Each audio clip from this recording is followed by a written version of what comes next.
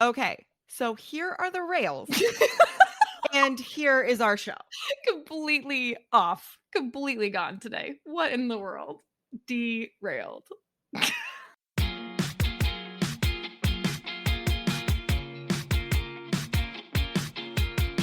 Yay, you're here. Welcome to the CK and GK podcast. Let's get going.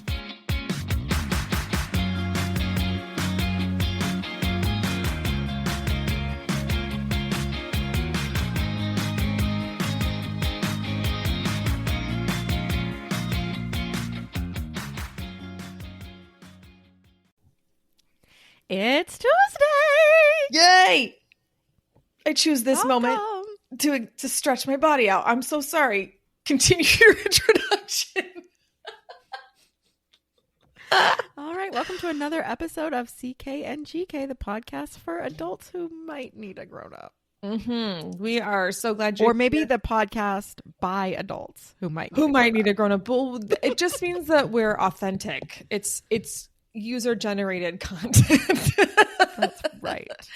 We're glad you're here. This week we actually got a DM, and it's about kids' birthday party kind of etiquette, and we're gonna address. Welcome to your 40s, Right? Where someone slips into your DMs to ask about kids' birthday party etiquette. I feel kind of special that like someone thought, okay, these two might actually have an idea of what to do here, and it just so happens that because I am an avid subscriber to too many magazines, of course, I had a resource, but also these are things we've discussed previously, and so I feel like kind of an expert myself.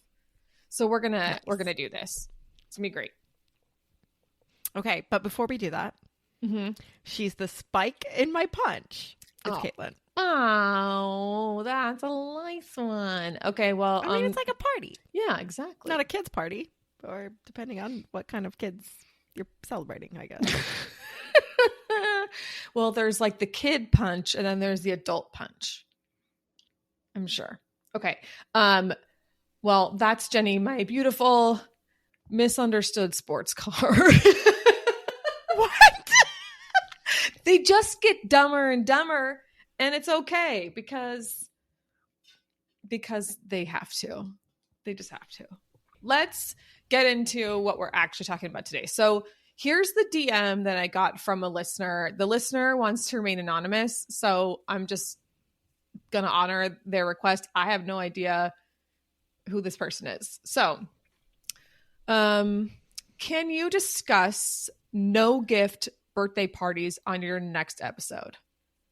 I started reading Pure Wow after hearing about it on your show. Shout out to Pure Wow, who gives us pretty much all the content for this show. There was a recent article about kids' parties there, and I started doing some digging. And the spectrum of opinions on kids' parties is huge. I also read a Slate article quoting a mom of an invited guest as well as a hosting mom.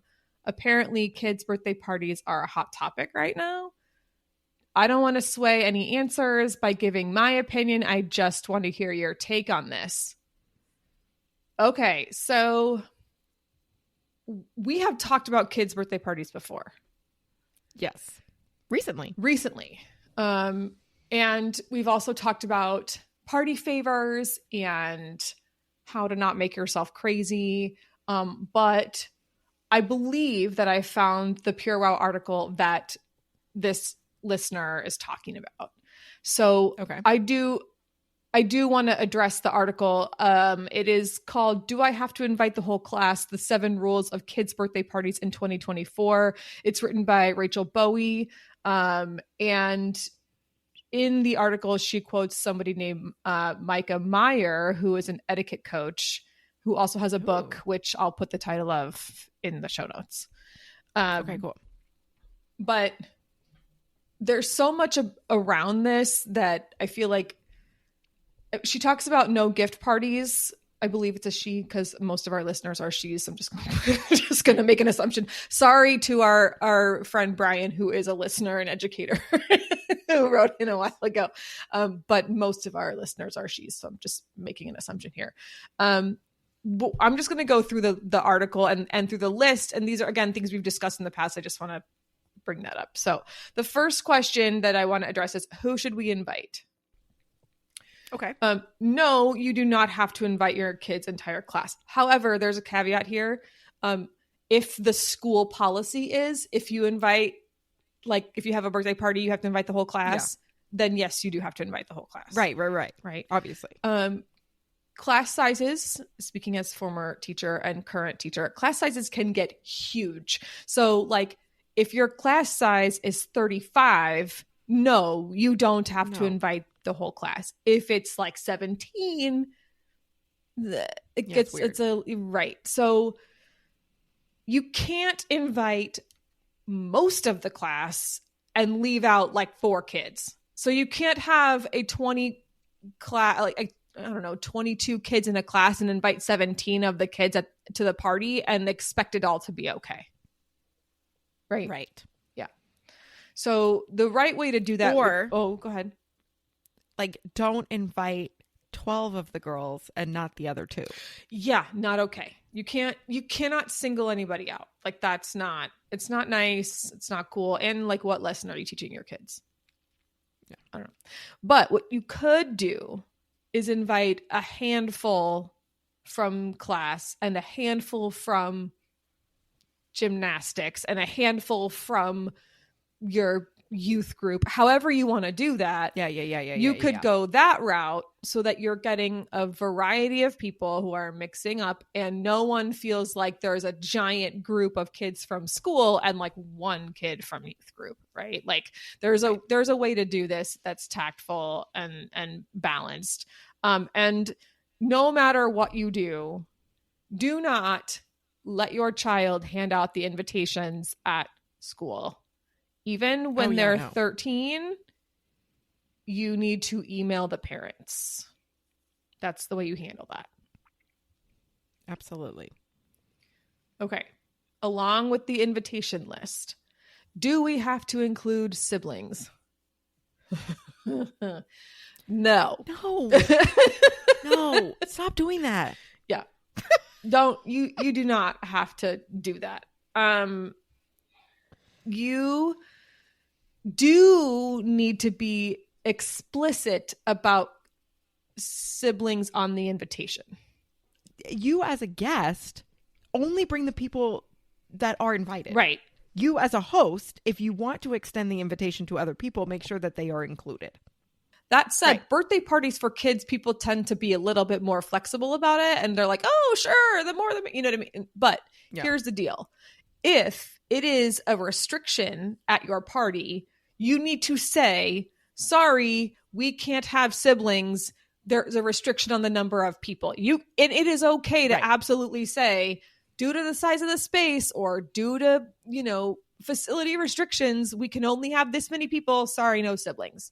Totally acceptable. When we did make it explicit. Sorry. Go ahead. Yeah. When we did Abby's birthday party on a boat, we specifically invited one kid and one parent. And we said, you must have an adult with you in order to attend, because I'm basically not going to play lifeguard on this boat trip.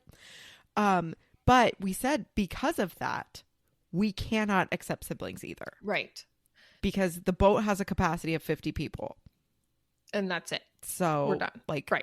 And if we're inviting 10 kids plus their 10 grown-ups, that's 20 people right there. And just going to put this out there. If your kid is a guest at a party, as Jenny has already pointed out, don't assume your other kids are invited, because they're probably not. Okay.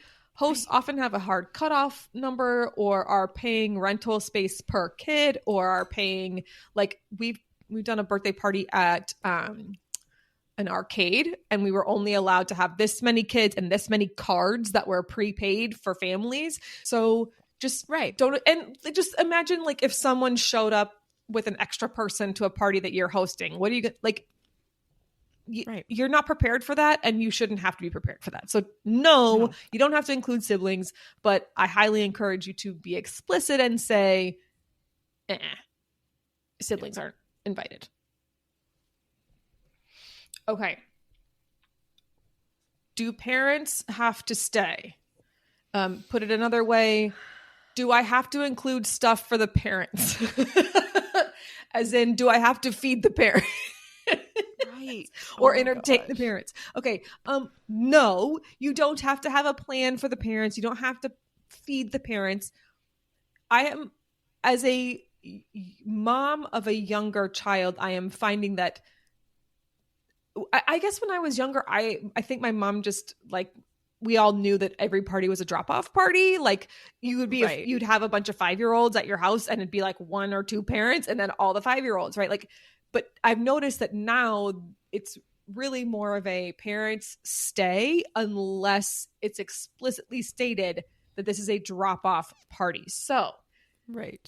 You don't have to have a plan for the parents. You can host a drop-off party, but just be sure to clearly state this on the invitation that it is a drop-off party. Some parents might come and go anyway. When we did the party at the arcade, we had a parent who was like, "Okay, here we go, and bye." I was like, but then I learned that child had an older sibling, and the parent was accustomed to that, so it was a different thing. Yeah. Also, make sure that you have the contact info of a reachable parent or a reachable grown-up caregiver for every child. And you can even say in the RSVP, this is a drop-off party. Please leave your phone number so that we can text you if something happens or just in case, right? And make it very clear that pickup is at this time of day, because some parents just won't. They'll just let their kid be there with you. Right. So on the flip side of that, if you're the one dropping your child off at a party, do ask what time to do pickup, like, or just confirm, hey, I said the invitation said, 2:30 to 4:30. Do you want me to show up a little bit early? Is 4:30 the time that everyone's getting kicked out? Whatever it is, and confirm that and be on time. Just be on time. And that's the great conversation to have. Because if the pickup is at 4:30, it's very possible that by 4:00 the party is winding down and you could arrive a little early and pick up. Mm-hmm. Or it could be that this family parties hard and they are going to have activity until 4:30. And if you show up at 4:00, your kid's going to be like, "Dad, why are you here? I gotta go. Yeah, I don't want to leave yet." Yeah. So ask, like, hey, what time do you think you're going to be wrapping things up? What's a good time for me to arrive? Because they'll tell you, "Oh, get here at 4:30. We're good." Yeah. Or they'll say, "Yeah, we're going to be tying things up around 4:00. Right. And we're hoping everybody's gone by 4:30. Like, you ask. Right. Don't be the person who makes that family wait at the place where they're trying to pack up everything. They're trying to get themselves at the door and they're standing there in the parking lot and your kid is the only one left. Like, don't put that family in that situation. So no, don't entertain parents if you don't want to. It's fine. Okay. Yeah, and you as a host, like, no, you have the right to decide that. Yeah. And understand that there are some parents who are not ready for a drop-off party yet. Totally. And if that's the case, and so they might hang. Right. But you don't have to entertain them. You don't have to entertain them. That's their choice. You do not have to do that. And it is totally okay for a parent to hang.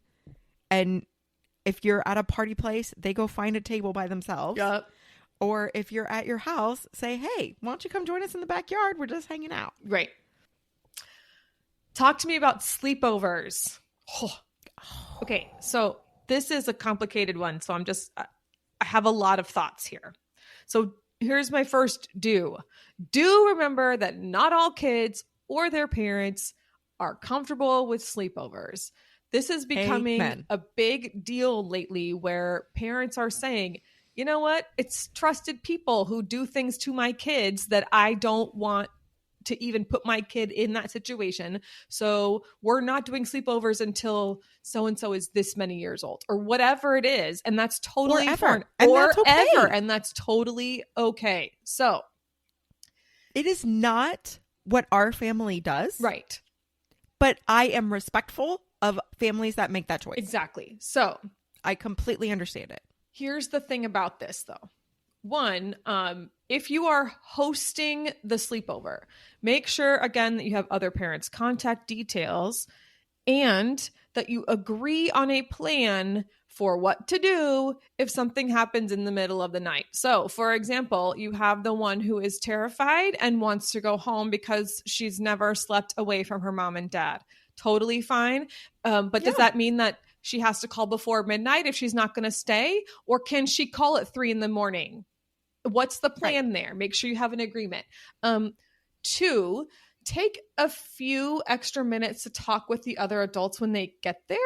Try to put their mind at ease, especially for older kids. Like if there's like a multiple kids sleepover, there's a chance that you've never met that parent and they've never met you, but you've been hearing about their kid for the past 6 months. And so you want to just at least put them at ease. And I also like to take this opportunity to say that I had a family at my child's first drop-off play date walk me through their house and say, FYI, my husband's a doctor. We don't have guns in the house. And here are where all the bathrooms are. And here's how we like monitor for safety and this, and this. And it was the most thorough house tour. And I immediately was just like, okay, this is my first drop-off play date, but and you were just like, feel so much better because even though I don't know this family very well, I know that they've taken steps to put me at ease and keep my child safe and their own children safe, of course. But it was just what a gift to volunteer, right? To volunteer it, yeah, it's so special.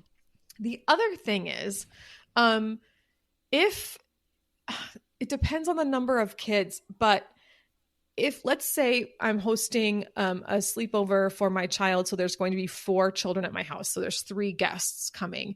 If even one of those kids is not comfortable with the sleepover, but the other 2 are, I'm probably going to change it to a sleep under. Right. Because I don't want... What is happening after 11 p.m.? Right. What? It better be in your bed because you're not keeping me up all night long. But I know what I did when I went to sleepover, so I'm just going to... whatever. But what I'm saying is... But there was nothing good. No. And it was just staying up for the purpose of staying up. Right. I don't want that other kid who isn't comfortable to get the FOMO and then try to put themselves in a position where they're uncomfortable and tough it out when really it's just not necessary. So I'm just going to put that out there. If there's even one family that says, no, we don't do sleepovers, but we would be happy to do like almost until bedtime, then I'm going to say, okay, well, we're going to change the whole party for everybody. It's fine. Yeah. So the other thing is, also you don't have to host the sleepover. Exactly. It's so great. If your child is invited to the sleepover, check with your child about their readiness, because again, those middle of the night phone calls do happen. And now that some kids are older and have their own phones, you might, you know what I mean? You could be getting those messages and the parents there don't even know. And so just check with them. Let me tell you this. Yes. One of the only successful keep kids off drugs programs that I have come across in my years as a teacher is the one that blames the parents. Where it is a family anti-drug program, and you as a parent agree to be the fall guy for your kid and say, you know what? I can't do it because my mom drug tests me every week. Yep. I'm sorry, I can't do it because my mom tracks me. I'm sorry, I can't stay the night because my parents won't let me have a sleepover. Even if you are okay with your kid going and they tell you, I don't want to do this, take the fall. Oh, yeah, I totally. Make it easy for your kid. Exactly. That's like the parents who say, if you're ever in a situation where you don't want to be there, just send me a quick message. It's like an X or something. And the parent will immediately call and be like, get your butt home. And like completely chew them out so that the kid has to come home and get out of there. Something like that is totally okay. And I used to do that as a teacher. I would say, like, listen, if you're sitting next to somebody and you can't stand sitting next to them anymore, actually the line I used to use for those of you who are my former students and you know me was, if after 1 week you're going to go to jail for murder because you killed the kid next to you. The kids all thought it was hilarious for me to say that, but I was like, but I'm serious. Like, if you really just can't take it anymore, or if you're the one always getting in trouble because the person sitting next to you is kind of messing with you, say, oh, Miss Kindred made me move. Blame it on me. I'm fine to be that person. I don't care. You can just say like, oh, Miss Kindred said that I like wasn't paying enough attention in this seat, so I have to move. And that way it's not on the kid, it's on me. So do the same for your kids. But I love your sleep under idea. I saw it. I wish I could take credit for it. I it's know, like not it's mine. so good. I was like, oh my God, they stole Jenny's words. And then I was like, no, but if you're not familiar, we talked about this like 4 or 5 times, but you might be a new listener. So welcome. But either way, sleep under is when you get kids in their pajamas and they party until just before bedtime. And then parents come pick up at 9 o'clock. Bye. Perfect. Jenny's go-to move. Yep. Love it. And when we did our first one, I actually put on the invitation like places to go to dinner near our house. So smart. I love it. So smart. You get a date night, but you do have to come back. So like, here's some places that are close to us where you can go have dinner. Absolutely brilliant. Such a smart idea. You made it obvious it was a drop-off party. You put parents at ease because they weren't going to be staying the night, and you gave them a night out. Perfect. Don't even worry about it. Such a great idea. Okay. What do we serve? Okay. The standard is pizza and cupcakes and maybe ice cream and soda. Nothing wrong with that. You don't need to make it more complicated. I've seen families do more and I've seen families do less, and it always works out. Now, that said, allergies are a real thing. So I'm going to say always ask about dietary restrictions. And I'm going to be honest here and say that this thought never occurred to me at all because I eat everything, like a trash compactor. I never thought about this until you brought it up to me at a work function where we were so interesting. Yeah, we were at a work thing and the parents had very kindly put together a meal for us. However, there were no gluten-free options for one of our colleagues who could not eat any gluten because she was terribly allergic. And there were no keto-friendly options, which was a problem for you at the time. Like you were just like, I can't even. Skinny. I mean, listen, if it works, it works. Now, the hard part was you were like, I'm prepared to not eat what's here. But watching that one person, that one woman who was allergic to literally everything, not be able to eat anything every time. And she was just used to it, but it still didn't feel good every time because she always made it plain and obvious. Like, I have these food restrictions. I cannot eat these things. So you can do this in the RSVP. You can say, are there any dietary restrictions I need to be aware of? Do I need to have gluten-free pizza? Do I need to have, tell me what I need to have so that I can do this right? Because think about how terrible you would feel if, first of all, a kiddo got left out. My child is starting to feel this because he has orthodontia and he can't eat sticky things. So when sticky candy comes in goodie bags, he can't participate. And he's just like, here, Mom. And he gets all sad. So there's that. But maybe I need to spend some more time around him because I love me some gummy candy. Oh, he got Laffy Taffies in his most recent goodie bag. And I tore those up. Oh, I love Laffy Taffies. Give me all the yellow ones too. Yellow and green. Mine. Anyway. That is funny. I love them. I can't. Oh my God. I cannot eat a yellow. Oh my God. Just no. Put them aside because they're delicious. Put them aside and give them to Caitlin. Okay. Though, I could tear up some saltwater taffy. Oh. Like when you go to a beach town and they have a place where they make it and they have like 75 different flavors. I will eat that licorice flavored taffy until they sell out. Yuck. I know. It's gross. So gross. No, but I can go hard. It really doesn't matter. I'll eat pretty much any candy. The one I won't eat right off the bat is Whoppers, but if I'm desperate, they can be good.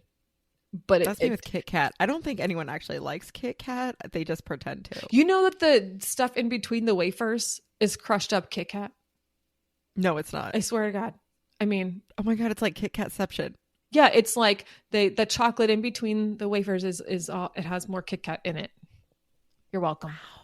That is the point of this episode. Anyway, so there's one. We would name it by a quote. Like that would be the quote. Yeah. The inside of a Kit Kat is more Kit Kat. We're so professional. Sorry. Okay, so one, you don't want a kid to feel left out because you didn't consider dietary needs. But two, what if someone had an allergic reaction at your event? Yeah, you were like not into that. No. Nobody wants that. I felt horrible enough when Kit broke his toe at my party, and oh my God, stop with that. I can't. I still think about it sometimes. It's like one of my favorite memories for us. This is how you know we're really good friends, because her child can break his foot at my house. She doesn't sue me, and she spends the entire rest of the day in the hospital. Anyway, Anne says it's one of her favorite memories. I know, it's ridiculous. It was hilarious. Like, oh, your toe's pointed the wrong direction. We're gonna go to the hospital. And what's now. he upset about? That he can't. And then play you're on like, the jump. Yeah, he can't play it. It was like, okay, well, let's show him the sprinkler first. Maybe he wants to see that. And he was like so into it. I'm like, okay, yeah, we can't do the sprinkler right now because your foot is pointed the wrong way. Exactly. Like we have to go get your toe placed back. So gross. Okay. Okay. Now, if your child is the one who has the allergy, getting us back on this. Oh yeah. Sorry. It is generous to offer to send them with their own meal or cupcake or something that you know they can have. Yes. And then you just kind of, as you drop off, you just say, hey, this is, little Susie's special cupcake that she can eat. And that way she doesn't feel out of it, but let's just keep it off to the side or whatever it is. So that's something that way your host doesn't have to figure it out. But I think as the host, it's nice to be considerate of that in the first place. So that's how you it's 2024. This is like not new stuff. No.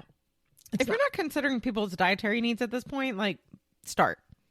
Right. And it doesn't matter what the reasoning is. If they're keto because they want to be keto, shut up and deal with it.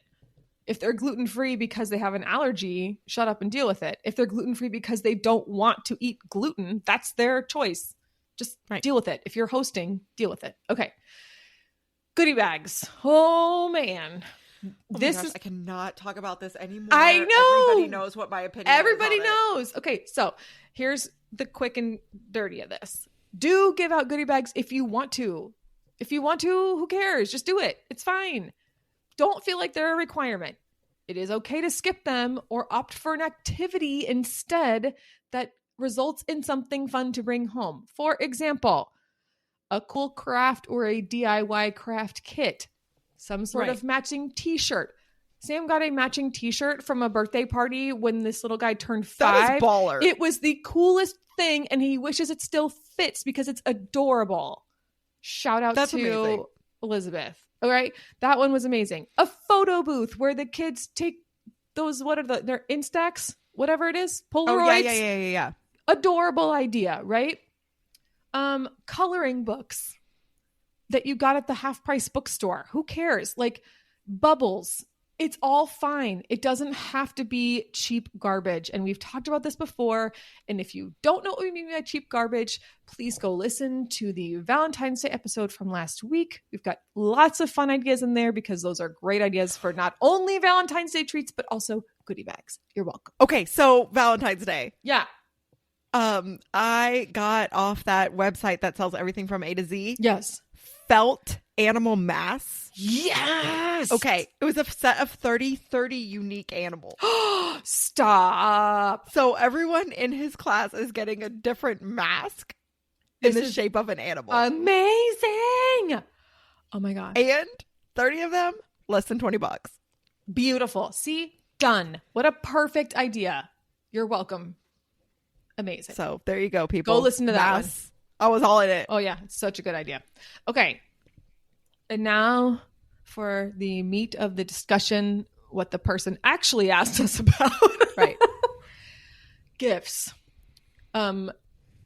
Do feel free to say, please no presents, just your presence on an invitation.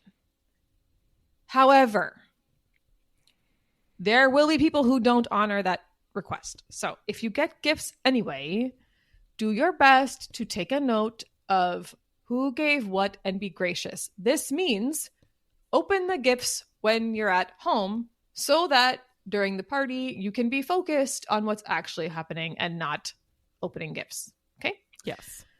2, send some sort of thank you note. Be gracious. Okay? The notes don't have to be a big deal. In fact, one year when I forgot to put please don't bring presents on the invitation, we took a picture of our child holding every single present.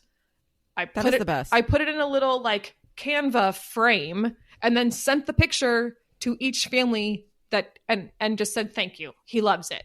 Like, here's his happy face. Yep. He's thrilled to have gotten it. Many thanks. The end. Doesn't have to be a big deal. Or if you want your kid to have a lesson in handwriting, make the kid write it out. It doesn't really matter. Just show some sort of gratitude and move on. If you are attending a party and the person's invitation says, please no gifts, please, for the love of all that is holy in this world, honor their request. You can bring something tiny, or you can say, hey, in honor of little Susie, we made a donation to the ASPCA. It's fine. But if someone says no presents, their kid probably has enough stuff and they don't want more stuff in the house. So like, don't just start bringing stuff. Not cool. And so I am a no presents birthday party person. Yeah, me too. I love presents for myself, but I don't. And my kids get to have presents. Right. Exactly. There are people in their lives that are going to give them birthday presents, myself included. Right. But I do no presents parties. Also, my kids only get a birthday party every other year. I'm a terrible mom. It's fine. No, I think that's reasonable. You're setting expectations. I love it. But they do get to pick what cause they want people to donate to. Mm-hmm. So like one year, Abby did a coat drive. Kit wanted to give to the baby turtles this last year. Yeah, so we did a donation to the baby turtles. Yep, exactly. But it is not just because we don't want crap. And so I read an article where the mom was saying, why are you insulting me? Like, I know how to give a gift. I'm sure I'm going to give your kid something that they really want. And it's like, that's not it. Right. It's not just about that. It's about teaching. For me, it is about teaching my children that spending time with people and celebrating your birthday in the moment is what the birthday party is about. That is what matters. It is not about collecting. It is not an event where you collect presents. Right. We actually just took our child to the museum, at which he picked up pink eye. Not the gift we were hoping to get or the experience we wanted to have. But the point that we said... Here's the exhibit on bacterial infections. Right. It was a history museum and he still got sick. Oh my gosh. Did you go to the Texas? We did, because it's free. Natural history? Yeah, we did, because it's... Well, we went to the Bullock. Yeah. So it's free. Oh, okay. Because I just took Kit to the Natural History Museum at the UT campus. Oh, yeah. No, that's and a it's good one. all Texas species. Yes, it's really cool. That was dude. He lost his mind when he saw the Mosasaurus. Oh yeah, he was like all excited. About it. we took Sam there because of that. But we were at the Bullock because they have the shark exhibit. So we did. So we did that one. But also you get to see a shipwreck, and that's pretty cool too. And that is cool. Neither here nor there. But what happened was, my child loves the gift shop. And so I had to say, we were there with our neighbor who is one of Sam's friends. And I had to say to Sam, we are not going to the gift shop. That is not why we're there. Because why are we there? To spend time with our friend. What matters on the birthday is that you get time with your friends to do something fun. It does not, like, for me, it's not about you getting presents. It's about, because you get presents from mom, from dad, from grandma, from everyone else in your life, from the people who adore you. How about from the 22 kids in your class, maybe you just spend time with them and then you don't get 22 presents on top of that. Like, it's just the time. That's just my opinion. I know that there are families out there that do not do this, and that is okay. Totally. But I want to say to the family that feels like they're not being appreciated, and like maybe I don't trust them to get a good present, or like that. I think that whatever they're going to give us is crap. No, that's not it at all. This is about my child and saying I want my kid to know that this party is about the party and it is not about a collection of presents. Exactly. And I want them to pick an organization that they want to support. It is my chance for them to rally their friends, or for me to have them rally their friends around a cause that they want to support. Exactly. Like baby sea turtles, which cracked me up that that's what he wanted. And I'm like, all right. So cute. It was so cute that's what I could just hear him saying that he wanted. I mean, it made me so happy. So I was like, yep, here we go. We're going to make the donation. And then that was what we put in the card, was like, we gave a card that we were like, hey, here's what we did. Happy birthday. The end. Right. Like, and it's totally okay to have your kid draw a picture. Like, we've done that before where, we said no gifts and parents had their child make a birthday card. Precious. adorable. That's the spirit of what we're going for, right? Is just the gratitude and the love and the community and the friendship. So that's what I'm saying. So if you are asked not to bring a gift, you don't have to. And I would encourage you not to. Now, that said, if it is a drop-off party and the parent is hosting 22 5-year-olds, maybe you bring a bottle of wine for the parents. I'm just putting it out there, right? Like, it doesn't have to be. No gifts for Kit. Right. But Jen will take your Jen gifts. loves beer. So if you would like to buy a drink, do you know what I'm saying? Like that, yes, if you're really wanting to show your gratitude about being invited, I feel like that's an okay way to go, right? Like you plan this whole party. Oh my gosh, congratulations. Here's your favorite bottle of red. Like it's totally acceptable to do that. The way that I would feel if someone did that. That is hilarious. Just put it out there. So this was, we've got some other resources about gifting in particular that we're going to send to that person, but also put in the show notes and put on the blog post for this episode. And we're going to go through all of this. One of them is from Lauren Conrad's blog. So it's good. Oh my God.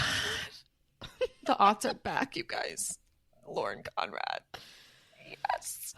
So I'll put all of these resources in the blog post for this episode.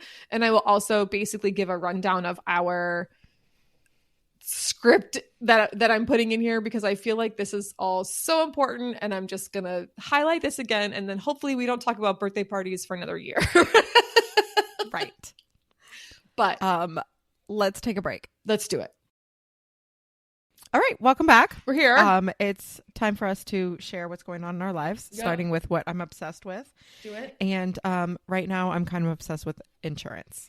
That's sad. And this is an interesting conversation. Oh. Because I get to bring up a really controversial topic, so get excited. Okay. Buckle your seatbelts. I'm ready. My insurance is no longer covering my weight loss medication. Oh. So welcome to diet culture. Like this can spiral, right? Like you can take your own opinion on what you want about me taking an injection to lose weight. But my insurance company covered it for a few months and now they don't. Oh. So I am in the process of weaning myself off, and I was very successful on it and I really enjoyed it, and I did have some trouble transitioning like most people do. But once I was on it and found the dose that was right for me, I was really successful. And so now I have all this anxiety and I'm obsessed with whether or not I'm going to continue to experience this success, and what is the impact of my the work I've done. Is it going to stay? I don't know. Well, I will say this. When you and I first talked about this several months ago, one of the things I said to you was, I want you to remember that you are capable of living a healthy lifestyle without this because you've done it before. So just your joke about keto is funny because that is how I got pregnant with Kit. Was on that diet long enough to lose a bunch of weight and change so many things about my body. Right. It was a healthy lifestyle that made it different. So just that is, I can understand why that would be an obsession right now, where it's just on your mind all the time. So I'm just going to encourage you to, I'm doing it. Yeah. I mean, I am I am being very careful about my choices, and one of the things that leads to a lot of calories for me is alcohol. So I have cut that out during the week. We still have our Thursday night. We always go to the same place on Thursday nights. And so it's I have one drink on Thursday night. Okay. But other than that, I try and control it because I don't want empty calories from a glass of wine at nighttime or whatever. So. Yeah. Well, and things are looking up, but it's really interesting that all of a sudden it's not covered. Well, that's because it's $1,200 a month. Anyone who's using this without insurance knows how much expensive it is. And I'm not using the name, but it's semaglutide. I am on the name brand, but that doesn't really matter. It's become a new story in my mind of what's this going to be like? Life after the shot. It's funny that you mentioned this because my obsession right now is actually the fact that there's an ADHD medication shortage.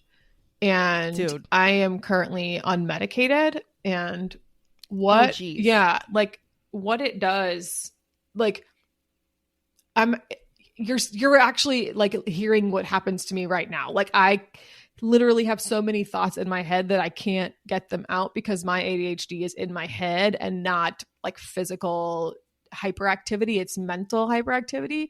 So we couldn't get Abby her meds over the summer, and it was so hard. It's so hard. It's hard. Really like you hard. could tell that she was like wishing. She's like, Mom, I just can't control it. Well, yeah, you can't control it. And also the for me, the irritability is a really big concern. Like, I just like sensory overload really spurred you to go get diagnosed. Was right. That it was you were noticing that your patience was shorter, and it was because you were just carrying so much. I was carrying a lot, and the really, really, really intense hypersensitivity to repetitive noises that would just completely make me go bonkers. And I'm noticing it again, and can we just... You need that Lil Jon meditation album. I really do. I really need it. It's coming out, guys. So that's what's happening. What about your gem? Do you have anything? Yes, I have a literal gem. I got a ring from my dad for my 40th birthday. Oh, that's nice. It was my grandmother's, and she passed when I was in high school. And so he said, Jen, I'm sure you're wondering why I waited to give this to you when you turned 40. Okay. I was like, yeah. He says, because I lost it. I meant to give it to you in your 20s. Yes. He was like, I was going to give it to you for your 21st or 25th, and I just couldn't find it. So I recently stumbled across it, and here you go. That's so but it hadn't been worn since, probably the 90s. Maybe even before then, depending on how long it was in a jewelry drawer before, since she last wore it. So I took it to get cleaned. Ooh. And I also got my engagement and wedding ring cleaned. And I'm telling you, like, they say you're supposed to do this twice a year. Go do it twice a year. I have done it twice a decade, and I'm like staring at my engagement ring like I just got engaged. I know. I'm like, oh my God, it's so pretty. Like, it's yeah. sparkly. It is sparkly. So, yeah, like go get your rings cleaned and inspected. It's nice. Especially if you have like my stone sits in like a, I don't know how the setting is kind of loose. It's like an open setting.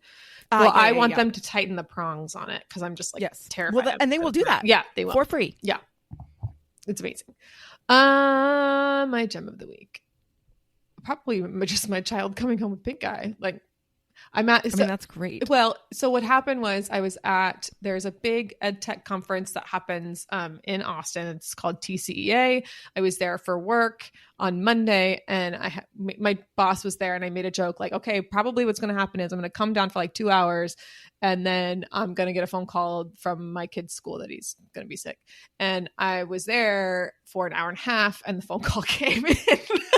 Nice. And I was like, okay, well, is he really sick? And she's like, well, he doesn't come down here, but he doesn't have a fever, and he's not really coughing much, and he just never comes down here. So like, if he's here, I kind of think he probably really doesn't feel good. So it's like, all right, I'll be there as soon as I can leave here. Like, so I went and picked him up early, and I'm sitting there looking at him, and I noticed like, you got some schmutz coming out of your eye there. And I was like, oh my God, don't touch it. And so I think that what happened was he probably picked up something, and then it like made him feel bad. Like it was all drainage and stuff. And I was just like, this is miserable. And then having to put eye drops in my child's eye, who has never had that happen before, who has some concerns about things that might possibly burn. Thank you to the pediatrician who told him that it might burn. That was fun. That was fun experience. And by fun, I mean nightmare fuel. So that's my job. Here's the thing. Parents. I do not have the letters MD next to my name, but I do have the letters MED. And I have spent enough time in the classroom that I feel pretty confident that I can diagnose pink eye and strep throat without tests. Well, in strep throat, everyone thinks about coughing. Nope. Kids don't cough that much with strep throat. It's just soreness and redness. No. They cough later. But the pink eye thing, you know, they have a stomach ache and they itch. And it's like, oh, you have strep throat. But I remember when Kit had quote unquote pink eye and we went to the nurse practitioner and she's, yeah, it's just pink eye. I was like, no, it's not. I promise you it is not. I truly believe that you have more medical training than I do and that you are better at diagnosing everything. But I promise you he doesn't have pink eye. I know this is not pink eye. Yeah. Turns out he had herpes of the eyeball that he got from his sister. Great. Yeah. And that is a story for another day. Yeah, it is. Yeah. No, I looked at him and I was like, he's got pink eye. I knew immediately. And, you know, my husband's like, well, maybe. And I'm like, nope, no. I promise you. I assure you. I have taught long enough that I can tell you when it's pink eye. Right. And then he wakes up in the middle of the night. He's like, Mom, my eye's stuck together. And I was like, told you. Mm-hmm. Yep. Told you. Just wait. It'll move. It'll move. Oh, no. And if you're lucky, it'll move back. Oh, yeah. No, we have the drops. 3 pink eyes. And we're doing both eyes. Even if we don't need it because it's only one drop. So we're doing both.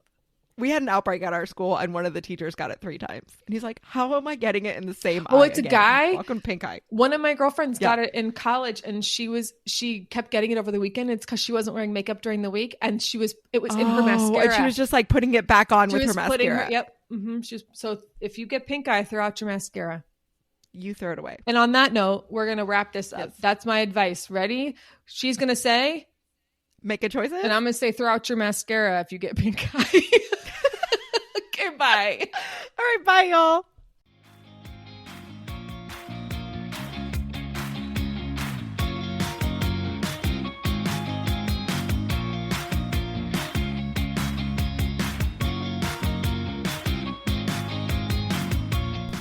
Hey friends, thanks for listening to the CK and GK podcast. Find us at CK and GK podcast on Instagram and Twitter, and rate, review, and subscribe on Apple Podcasts, Spotify, Good Pods, or anywhere else that you pod.